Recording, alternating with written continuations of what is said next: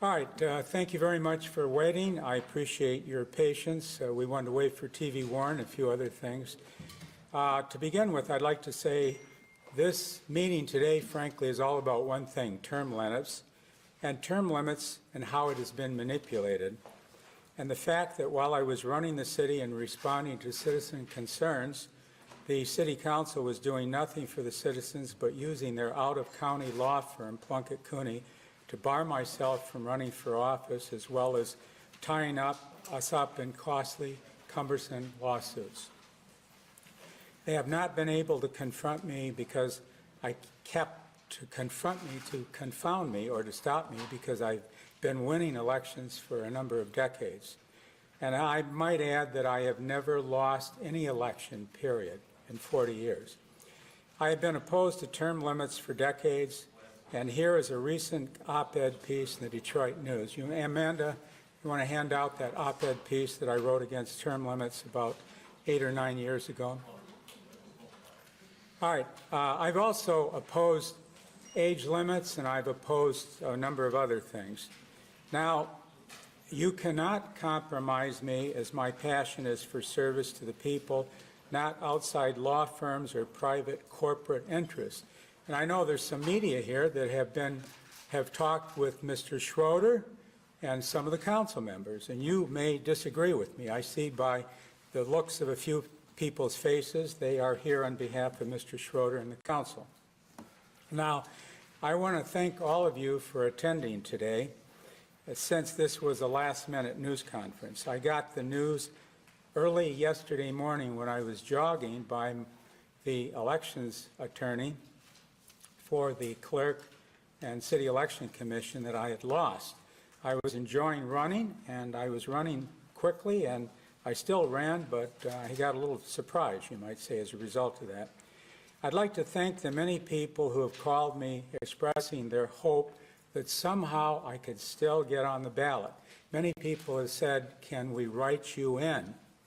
Can we go to the council meeting and protest? Is there any other possible alternative? There may be, but not the one they want. Now, as I said, I have never lost any election for 4 decades, going back to when I got elected to the City Council. Our polls show that I consistently receive 70% of the vote. As a matter of fact, Paul Mitchell, a well-known pollster, called me last night and he said, you know, Mayor, you've got over 70% of the vote in a scientific survey, which we've already had, against all your other opponents. And I said, that's great, but the Supreme Court decided they don't want to hear my case, period. Now, I know that I challenged the term limit concept of limiting the First Amendment right to vote for those who want to. So I think there is a national issue when it comes to the right to vote for who you want to vote for. Did you have a question? We need to turn your microphone on. I'm sorry. Okay. I've got to do this all over again or not? No, just wherever. Okay.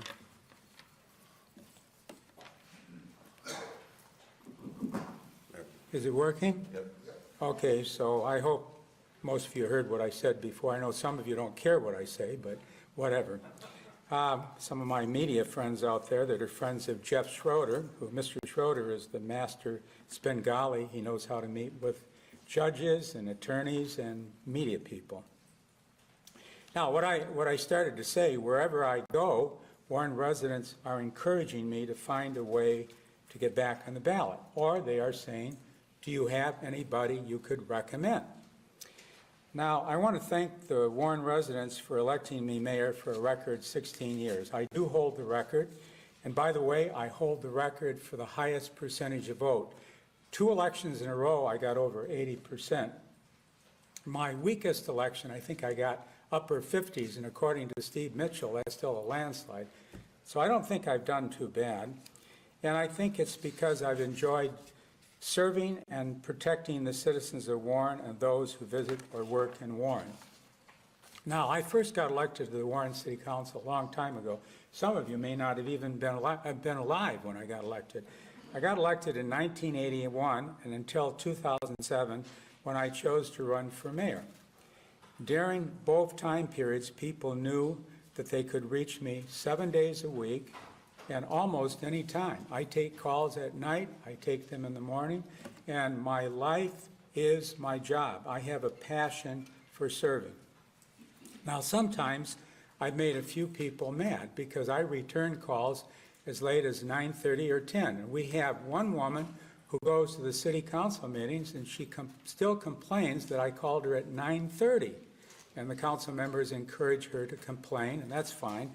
And I don't obviously call her anymore, but I try to return all calls within 24 hours, and sometimes that means I return late calls.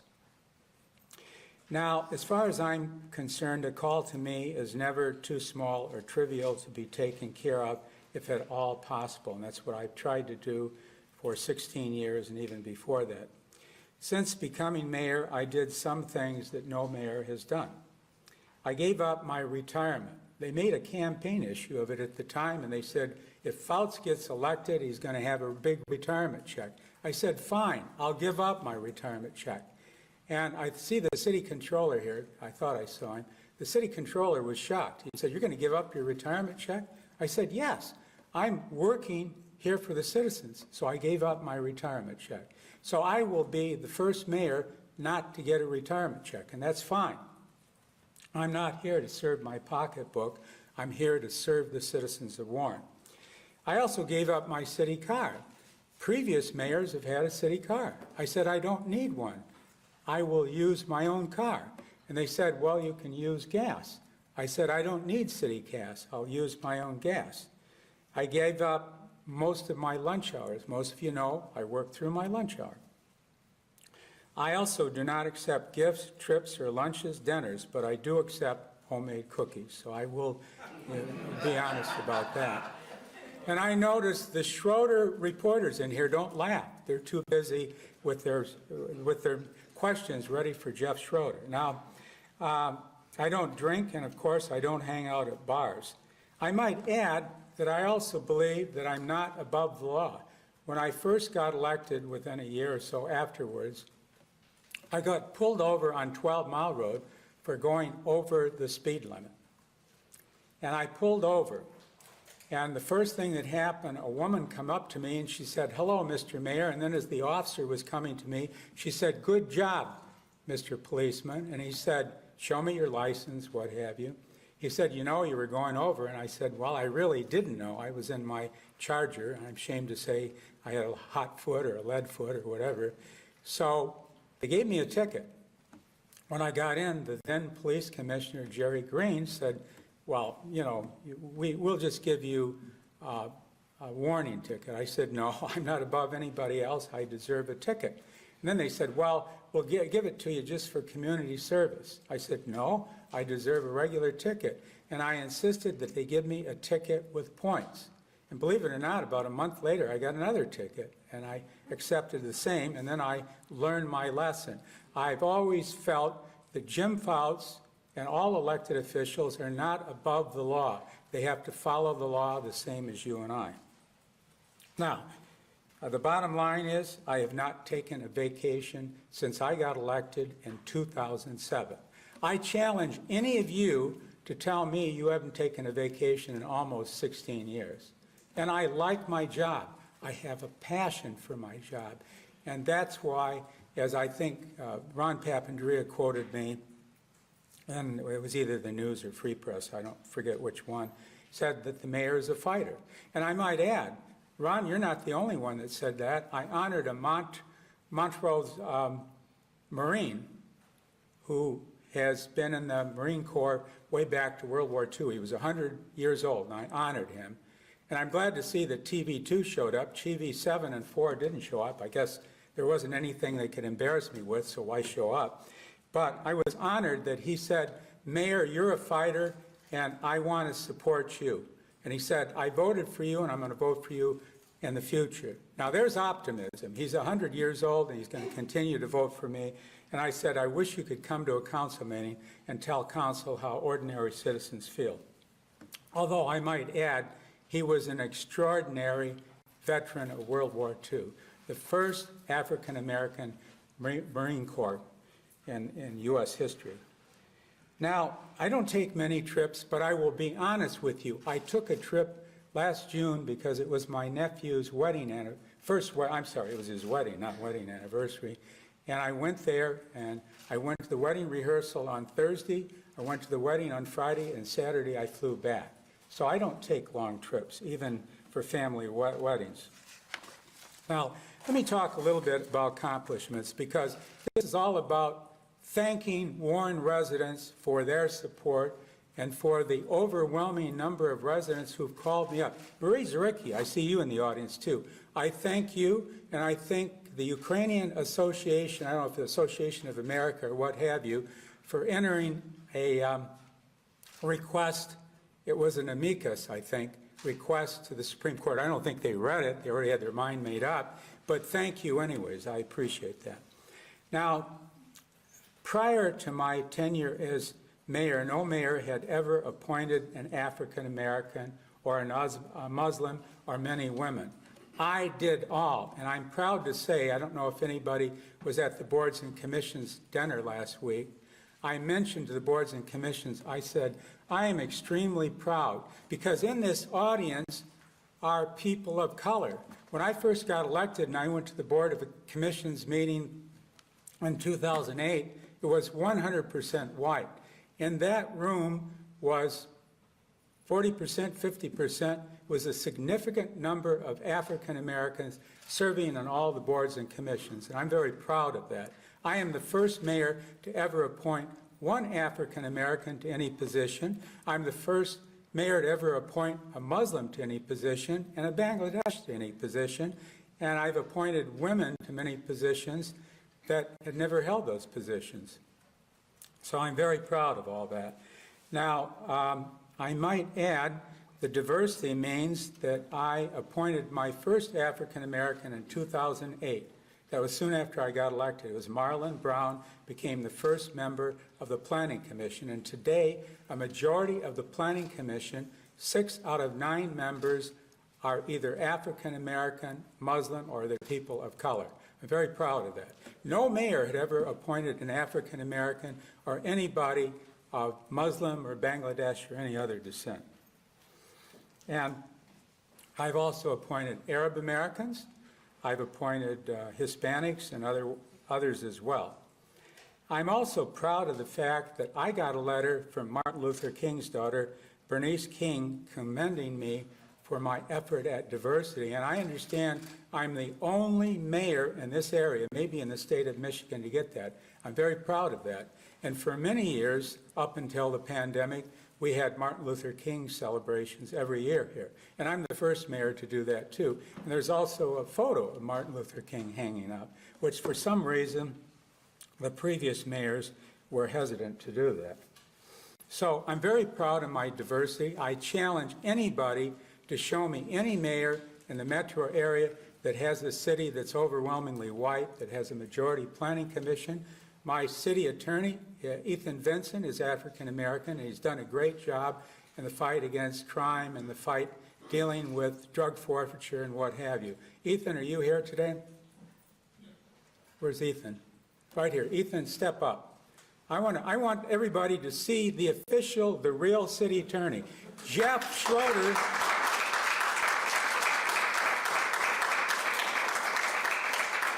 All right. Make no mistake about it. This man is city attorney, not Jeff Schroeder. He's a fraud. And thank you for being strong. As you said, he is supposed to be sitting with the city council. Instead, they said, we don't like you. And they've insulted you, haven't you? You've said that. They've insulted you. They told you to sit down. They told you, they made you sit in the back row, basically, of the audience. They refused to recognize you as city attorney. Now, this is the fact that the Macomb County Circuit Court ruled that he's the city attorney, not Jeff Schroeder. Yet, Jeff Schroeder sits up there, and Chris Hall, I noticed that you gave a front page quote to Jeff Schroeder. He's a fraud, he doesn't belong up there, and all he's done is encourage not 1, not 2, not 3, but 10 lawsuits against this mayor, the city clerk, on this city, and that's wrong. But he's the city attorney. Chris, you should be quoting him, not Jeff Schroeder. Now, the fact of the matter is that, and I forgive you, you probably thought Jeff Schroeder was the city attorney, so you had to give him a quote, and I apologize for that. Jeff Schroeder has talked to many people. When he worked here, he bragged that he could manipulate the press, he could manipulate all kinds of attorneys and law clerks and everything. Apparently, he's done so. Now, public safety. I am proud of the fact that under the leadership of Skip McAdams, is Skip McAdams here?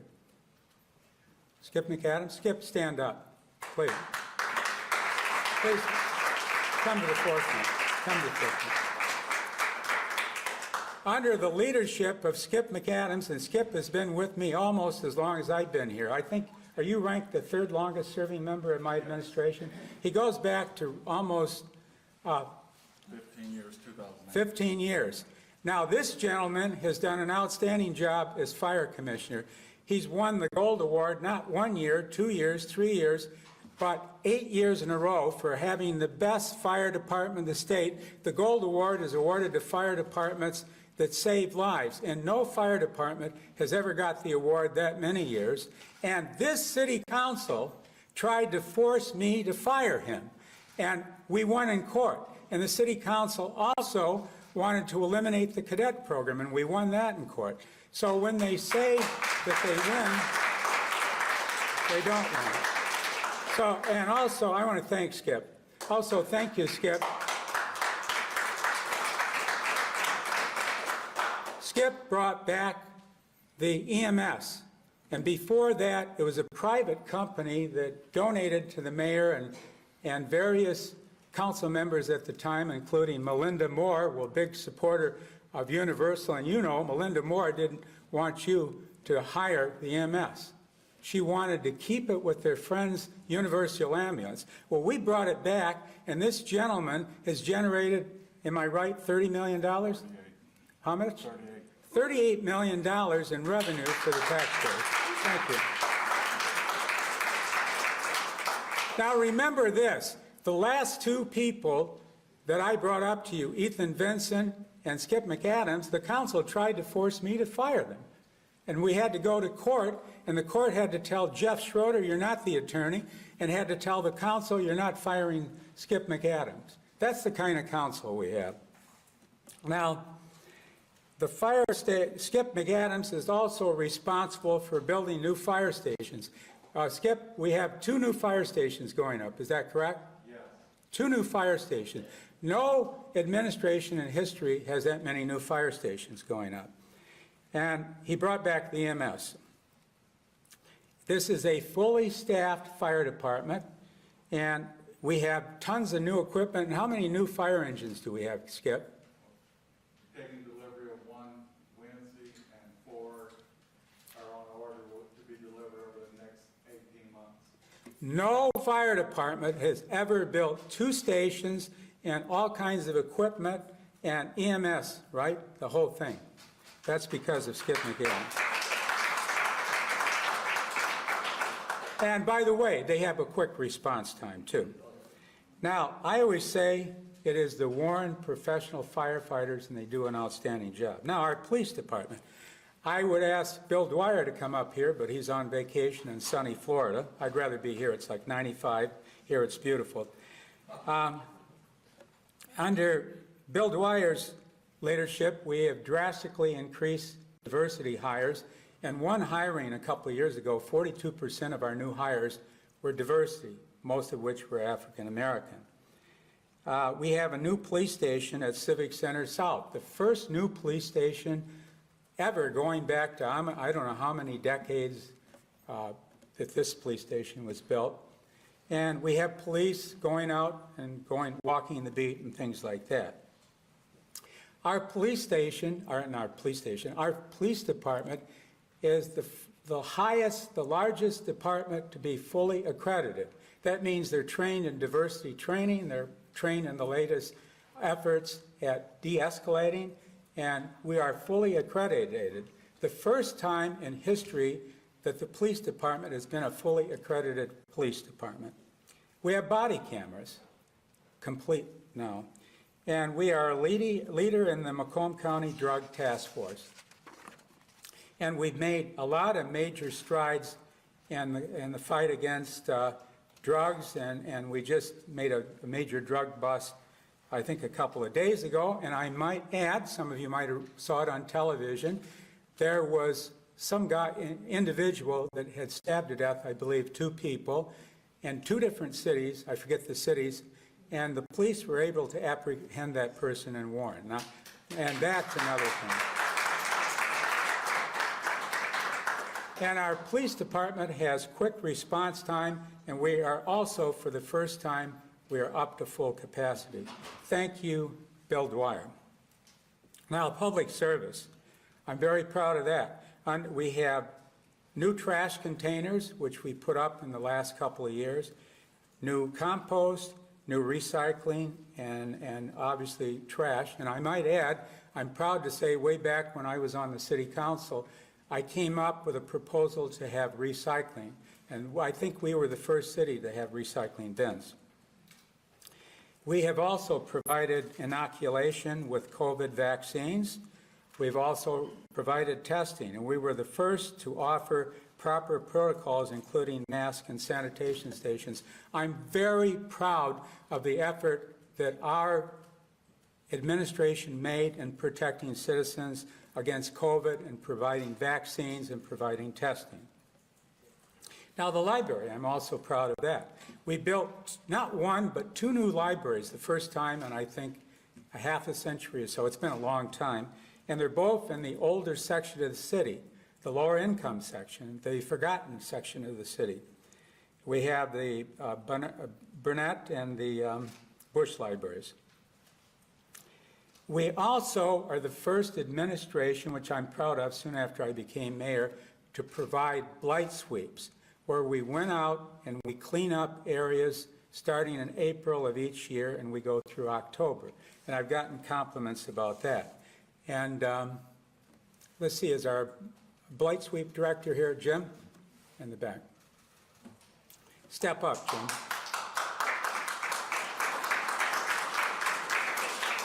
And I said Jim. Tom Scott is who I meant to say. Tom, did you want to add anything about our blight sweeps? No, Mayor, we're currently just getting started on them. We look forward to being very successful as we have done in the past. And if anybody needs a request for service, please call our office at 574-4662. Thank you. And he's done a great job, dedicated. Now, also, we have the best fund balance, I think, in the state of Michigan. And our outstanding leader for that is Rick Fox. Rick, are you here? Okay. And our fund balance is, depending on how you look at it, is close to 70 million, pretty good. Now, industrial assessment. Cranes Detroit, a couple of years ago, ranked Warren as the #1 city in industrial assessment. And that's because we worked with GM. I think we got about $2.5 million of new investment across the street. We worked with Stellantis and Chrysler. We've got about $1 to $2 billion worth of investment, battery companies, and a whole host of other companies. And we have new developments going up every year, and I welcome and I embrace business, and we do whatever we can to work toward getting business to come here. That's why we started Move to Warren. We had an advertisement campaign. We proved that they brought businesses and people to Warren until the city council decided they didn't like it. Now, the Supreme Court, the Appeals Court, and the Macomb County Circuit Court ruling. Court rulings.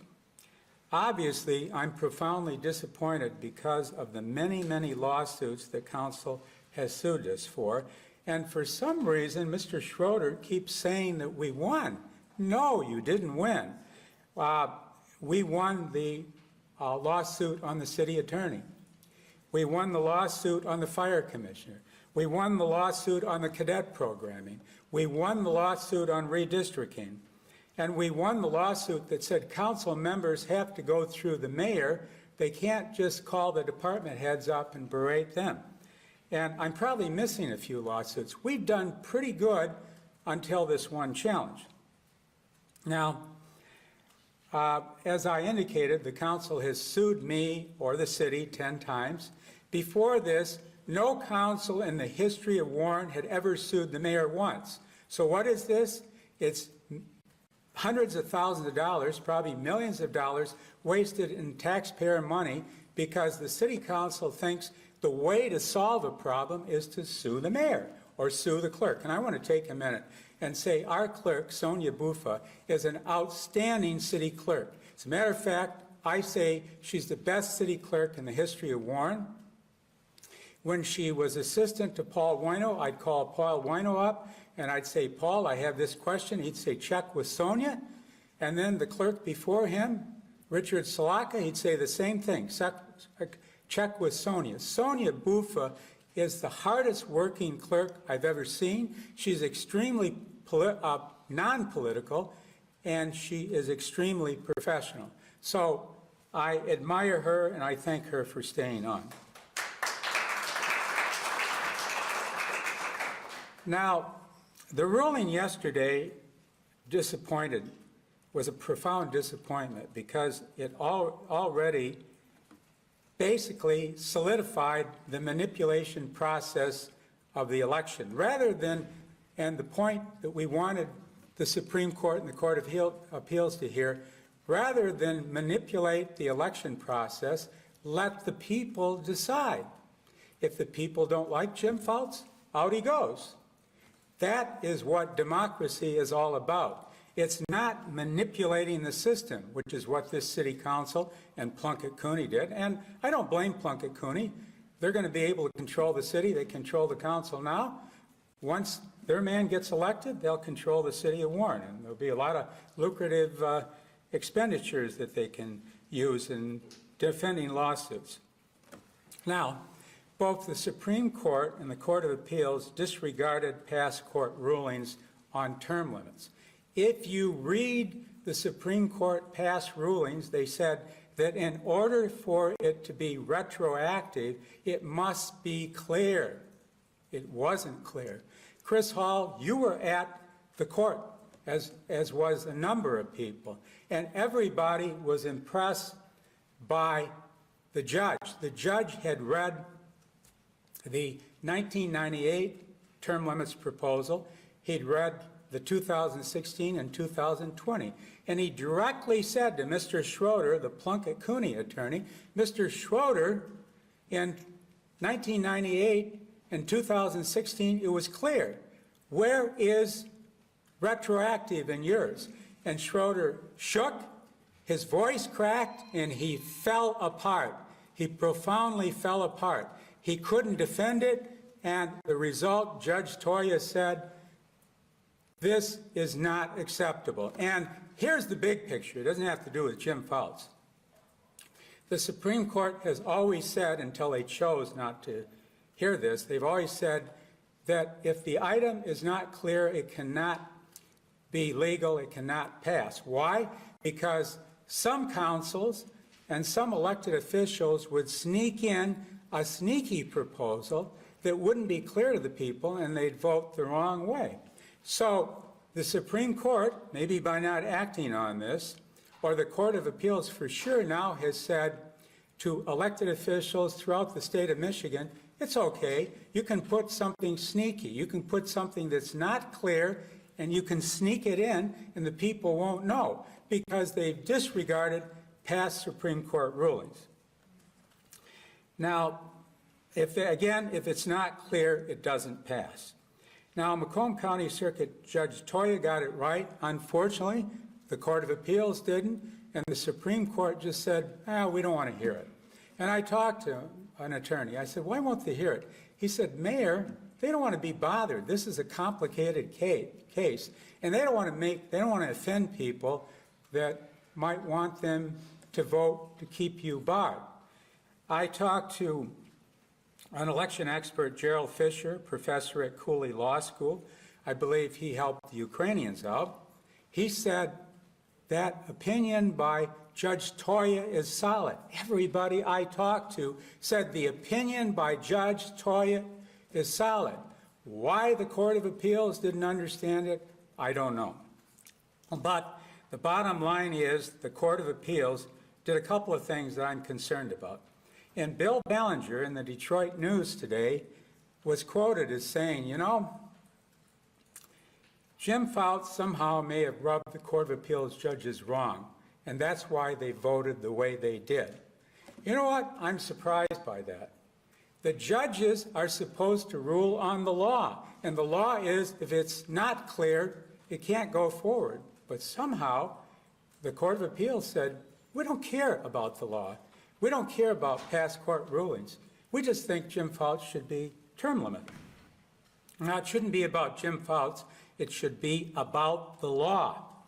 And what I'm also concerned about is the fact that some of the comments made by the Court of Appeals judges concern me. And I'll share with you what the elections attorney told me. He called up and he said, Mr. Mayor, I was shocked by the behavior of the Court of Appeals judges. He said, I started to speak. Well, first of all, he said, Mary Manser, I think her name was, representing Plunkett Cooney, the judge said, oh, that's right, I'm fine with you. Then he started to speak, and she began ripping into him, and she really attacked our attorney, but told the Plunkett Cooney attorney, hey, you're okay, I don't need to ask you a question. He said he was shocked by it. Then later on he said, well, I guess that's the way they do things. But the judge of the Court of Appeals said, I'd rather trust 7 council members as a mayor who could have a slush fund of $3 million. Really? Jim Fouts having a slush fund of $3 million? I don't even accept gifts from anybody. I don't accept trips. But the city council has a slush fund of almost $500,000 to pay off their friend Plunkett Cooney, and I'm sure it's growing. So if anybody has a slush fund, it's the city council, not Jim Fouts. But somehow the judges got it wrong. Why? I don't know. And then Judge Kavanaugh, God bless Judge Kavanaugh, he likes to be a jokester, he made a comment at this serious hearing. He says, we've got a whole wing of the court because of Jim Fouts' lawsuits. Really? Jim Fouts' lawsuits? These were all the city council lawsuits. They weren't Jim Fouts' lawsuits. So how did he get that wrong? And then I'm told he repeated that at the other court hearing. So I don't know. I have been told you must respect the courts. I'm trying to respect the courts. And the courts have the final say-so. And you can't criticize them. I was told you can't criticize them because they are like God. That's why they wear the robe, I guess. But you know what? I wonder if somehow somebody didn't meet with some of these judges, maybe over coffee, maybe over a Coca-Cola, if somehow they didn't change their mind. I don't know. But I've been told you have to respect our judges. Well, I'll give you an answer from H.L. Mencken. H.L. Mencken once said, the only way to look at politicians is down, and unfortunately, that's the way I'm looking at the court system today. Now, I do believe that Judge Toya got it right. I was in the audience, and I saw how he cross-examined Mr. Schroeder and our attorney. Mr. Schroeder, again, I'm repeating myself, collapsed. He was shaking. His voice was cracking. He could not defend this indefensible term limit proposal because it wasn't clear. Somehow the Board of Appeals didn't get it. Now, with that in mind, I'm strongly in favor of reforms for our state courts, and these are what I suggest. Number one, no designation. Why is it that the judges in the state of Michigan have the designation of judge? I don't have the designation of mayor. I don't even believe the president has nobody has a designation as the incumbent except the judges. That's got to go. They don't wear a robe. They're not holiness. Number two, another reform is term limits, but no age limit. Now, I have written about term limits, and I've said it's a bad idea because it allows people like the Warren City Council to manipulate the process because it is clear that Pat Green made the motion to have term limits put on the ballot, He made the motion to appeal to fight the ruling of Judge Toya, and he's the beneficiary. He's the one running for mayor. I mean, isn't that a conflict of interest? Shouldn't he have at least not have voted on it? But he did. But his number one advisor is Mr. Schroeder, so maybe Mr. Schroeder told him it was okay to do that. Now, I think term limits, a good example, just as an example, is Mr. Kavanaugh. He got elected in the 1980s. He's still on the court. Mr. Kavanaugh feels that I need term limits. Okay, I'm for that, Mr. Kavanaugh. It's time that you go too. You've been here for nearly 3 decades. You and some of your other judge friends that have been around a long time should go. Now, I also think that family appointments should be discouraged. Did you ever look in the ballot with the number of people and how many Levins were there on the ballot over a period of years? Kavanaughs. And by the way, I respect Mr. Kavanaugh's father. Jerry Kavanaugh was an outstanding judge. But because your dad was a judge 50 years ago doesn't mean that you deserve to be in the court. But there's other names, and it seems like if you have a family name, you can keep going again. I think there should be a waiting period. If I'm a judge and I leave, then there should be a waiting period before my daughter or son could run. I think that just like there is, if I leave, I can't get a job with the city for several years. That's what should happen. I also think, and this maybe is the most important, there should be a strict prohibition from law firms whining and dining judges. I know of examples where judges go out and get wined and dined by a certain law firm. I think that's wrong, but I found out, at least for the Court of Appeals, there's no prohibition for that. I think if you're wined and dined, you're compromised, and you shouldn't do that. And I think something has to be done about judges, about attorneys appearing before judges. I had one attorney friend of mine say, oh, I got to go to this judge's fundraiser and I don't want to go. I said, well, then don't go. He says, if I don't go, they'll hold up my case. They'll leave it on the docket. They won't put it out. So they have ways of discouraging things. Now, the bottom line is, I guess I've already said that, there should be definitely a prohibition against a major law firm taking judges out for dinner and whining and dining. Or what I've heard they also do, they will say, I want Tiger tickets. I want tickets to the hockey game and things of that nature. That's wrong too. Now, savings. In my administration, we've reduced departments and saved considerable money. My staff alone, when I became mayor and replaced Mark Steenberg, who was strongly supported by Melinda Moore and Jeff Schroeder and people like that, when I replaced Mr. Steenberg, there were 11 employees in the mayor's office. Today, we have 5, if you want to count the DDA director at 6. But we've reduced the amount of employees. And Rick Fox, have I not saved over $1 million, or is it $2 million? How much have I saved? Do you remember? Well over $1 million. Well over $1 million. And that's not just in my office. In all our departments, we have reduced personnel and saved the taxpayers' money. Hence, we have the strongest fund balance in the state. Now, we have also done this, which I'm very proud of. We've had major historic flooding and a pandemic, and we provided extraordinary service for our citizens. We provided everything you can imagine. We had places for them to stay and a whole host of things. I'm very proud of that. And this is in spite of all the lawsuits the council had been doing. Now, this accidental council, and you might say, why am I referring to them as an accidental council? Because this council was appointed by the U.S. State Supreme Court. What happened is Connor Birdie, whose father is running against Sonia Buffa, Connor Birdie basically, well, I'm sure, was encouraged by the council and that group to file a lawsuit saying that our city council members, because they had 12-year term limit at large and 12 years in the district, he challenged that. Now, all courts before that had said it's all right. Finally, the court says, no, we don't like that. So they threw all these incumbents off after the filing deadline. They could have said, it's too late, we're not going to take them off. So then our attorney said, will you allow new Warren residents to run? They said, no, you're stuck with these people. So as Ron Papandrea, as you said, we were stuck with the worst council in the history of Warren.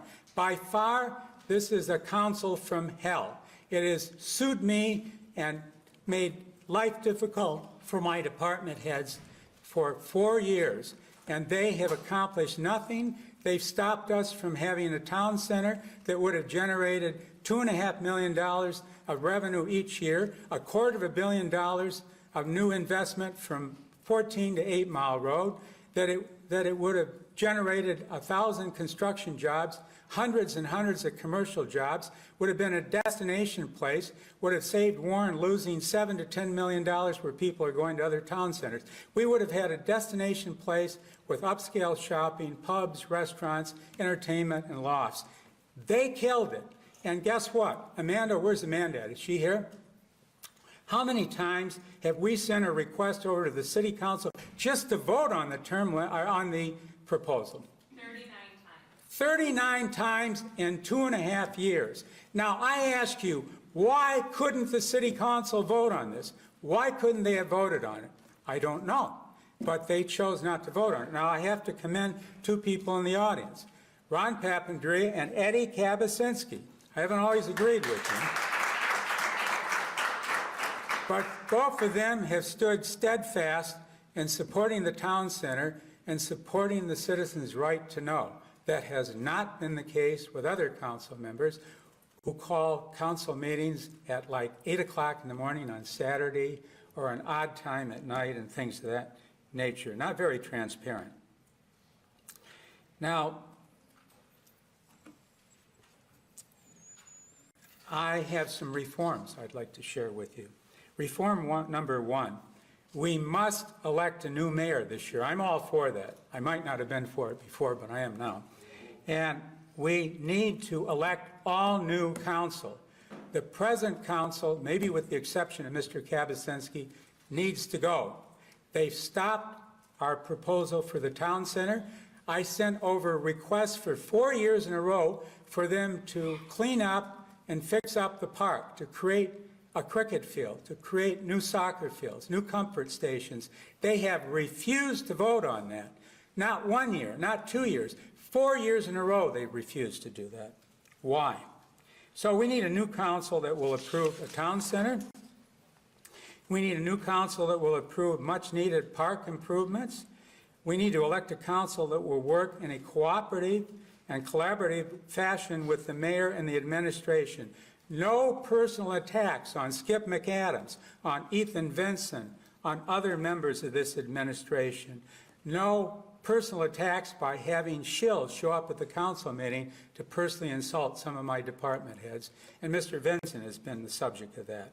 So we need a council that wants to work on behalf of the citizens, not on behalf of an expensive, outside, out-of-county law firm.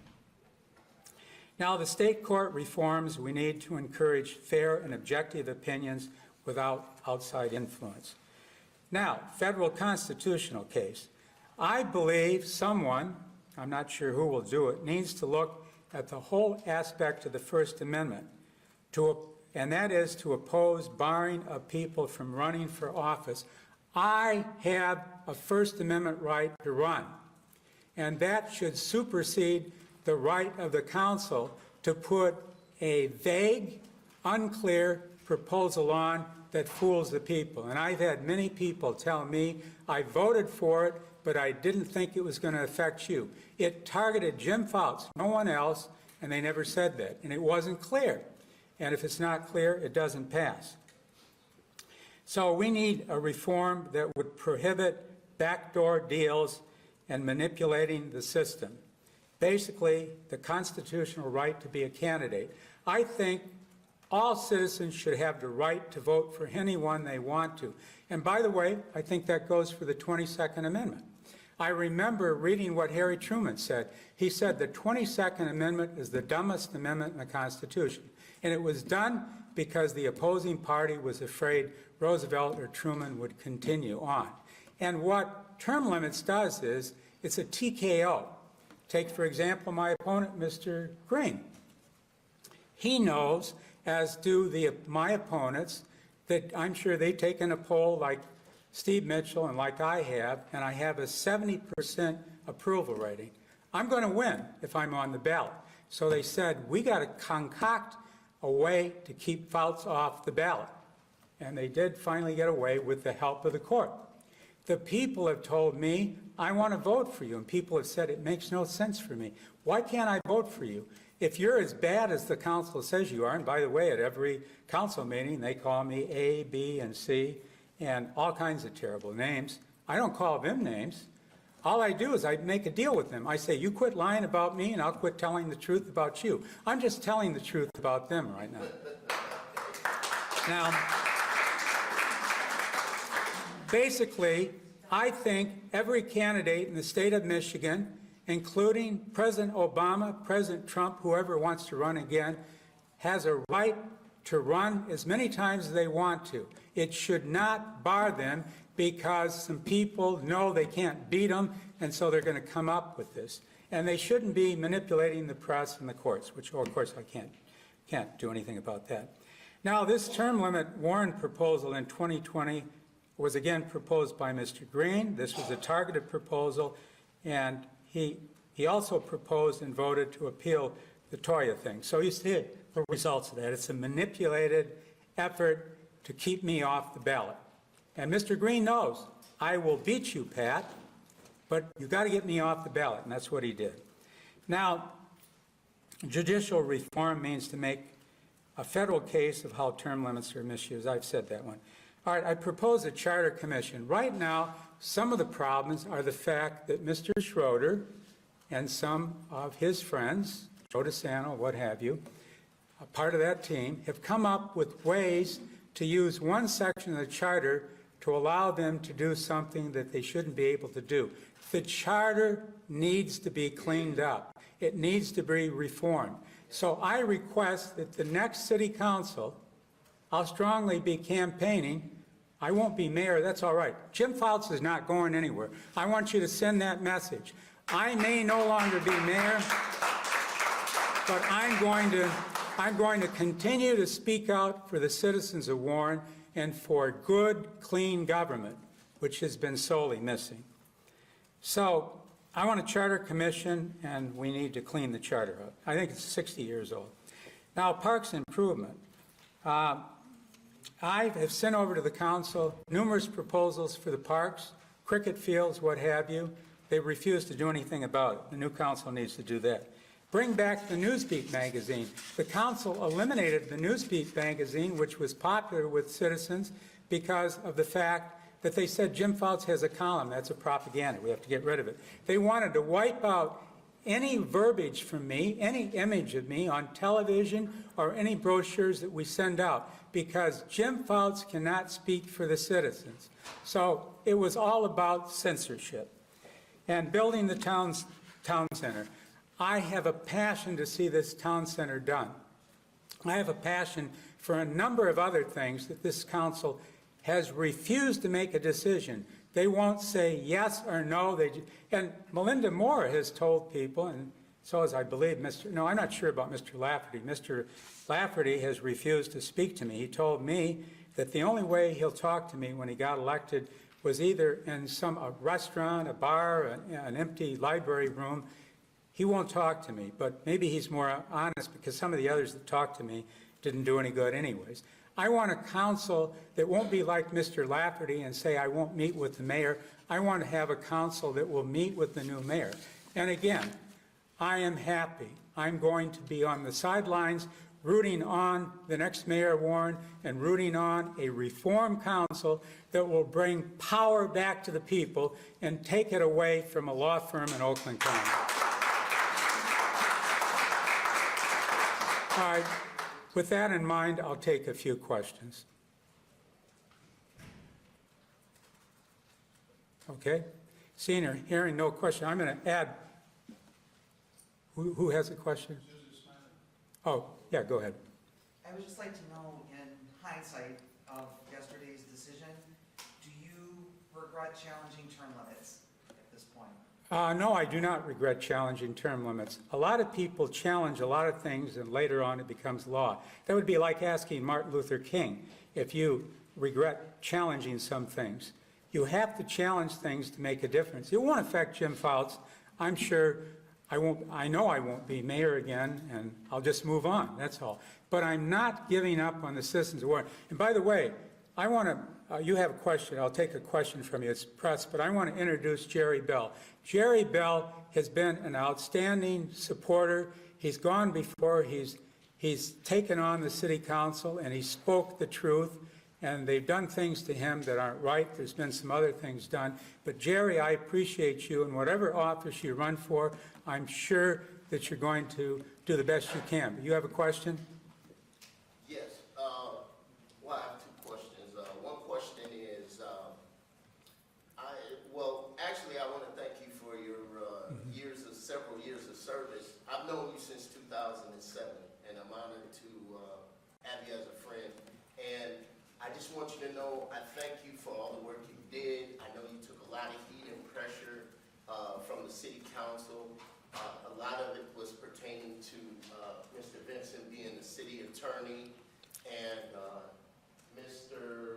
fire commissioner. Skip McAdams. Skip McAdams being a fire commissioner.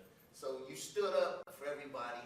And I'm not just saying this because this is my friend. I'm saying this because this is really true.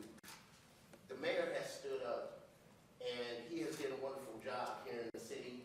And I hate that we didn't get our downtown, but I'm hoping. All right, thank you. I appreciate that. I'll quote what Harry Truman said, if you can't stand the heat, get out of the kitchen. Yeah, I've had hell for 4 years, but I love it because I know I'm doing the right thing. And even though the city council gives a lot to me, I tell the truth. So they keep lying about me, I keep telling the truth.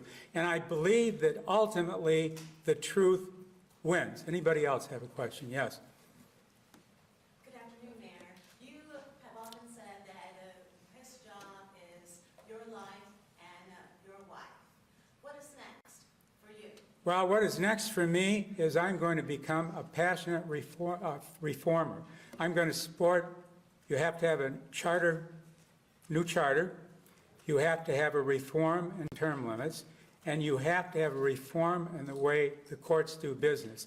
It can't be where judges go out and get wined and dined by liquor firms. And I'm not sure the judges deserve to have the designation of judge. I'm not sure that judges have a lot of advantages they have now. It should be fair. And by the way, I want to make no mistake about it, I'm against age limit. And Amanda, did you pass out that one on age limit? I am strongly against the age limit. And I think as long as you can do the job, you ought to be able to do it, be a judge. And I think a lot of judges in their 70s do a damn good job. So don't limit the right of judges, because I'm more concerned with family limit than age limit. Are you going to try and get the term limit, question rescinded?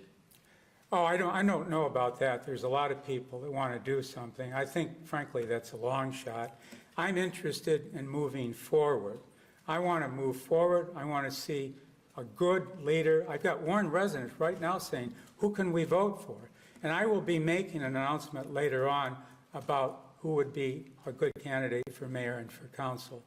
But I don't know about that. I think some reforms need to be done, but I want to see reforms for this election coming up.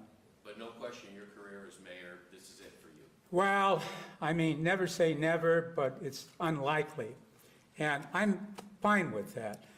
I am happy that the voters gave me a record 16 years.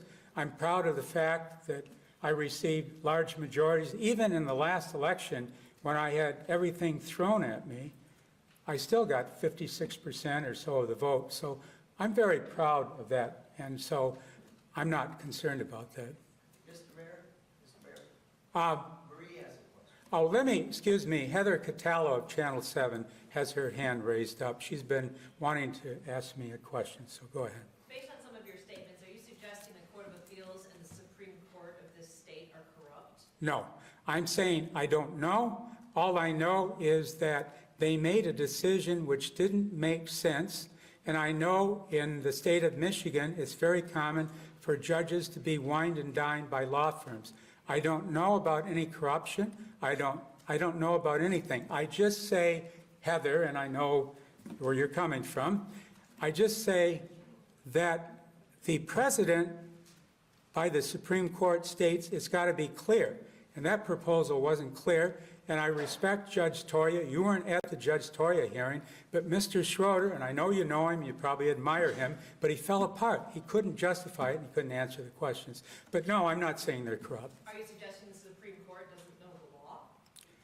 I don't know. The Supreme Court decided not to hear the case. I think it was a compelling case. We're the third largest city, and Heather, forget about term limits. Again, I know you like Mr. Schroeder. This was his baby. But despite that, I think there's a question about whether you allow an unclear proposal to go on the amendment, which could hoodwink the voters. Forget about term limits. It wasn't clear.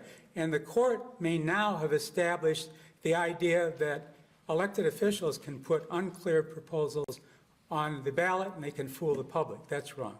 How much did the city spend on the term limits litigation? I have no idea. I don't know. I'm sure you'll find that out. What will you do with your campaign contributions you accepted at your 2 fundraisers so far? I don't know. I may try to see if I can help other people in a reform thing. We'll see. I don't know. I'd have to check with the law on that. I have no idea. The fundraiser that might have been sent over to me, I think that will be sent back. I don't know. I have to check on the law. But thank you, Heather, and say hello to Jeff. Yes, Chris? Mayor, if you're not going to be running again or able to run again, do you have a political future beyond that as another elected position you'd like to seek at some point? If so, what would that be? Well, number one, I have no desire to run for any position now, but as James Bond said in this movie Never Say Never, I can never say never. I don't know. But this, Chris, this is my passion. This is what I have enjoyed doing for all these years. I go home every night. I return calls. I go to visit people. I enjoy what I do, and people have said, why don't you take some of those freebie trips? I don't need trips.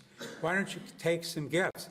And by the way, let me tell you a trivial story that was told to me by Marilyn Donlin, and some of you know who she is. She was the executive administrator for Mark Steenberg, and she told me when I got elected, she said, you're going to have to prepare your garage. She said, everybody is going to be sending you gifts. She said, Mark got so many gifts he couldn't get in the garage, Christmas time and throughout the year. I said, I'm not worried about that. The first year, I got a few gifts. After that, Amanda, how many gifts do I get? I get some peanuts, I get some cookies, and I get basically nothing. Because guess what? This job is my passion. I don't need money. I don't need gifts.